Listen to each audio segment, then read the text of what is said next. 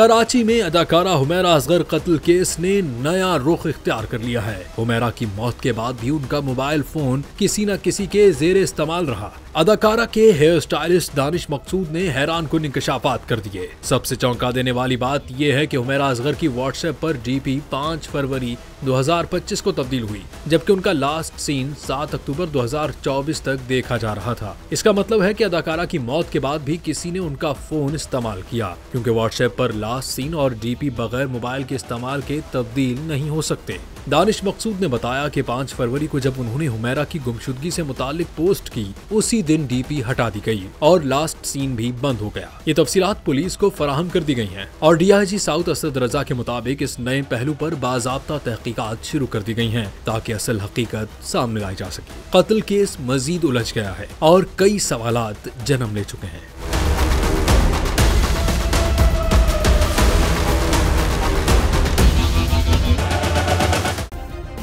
Subscribe करें और bell दबाएं ताकि कोई खबर रह न जाए।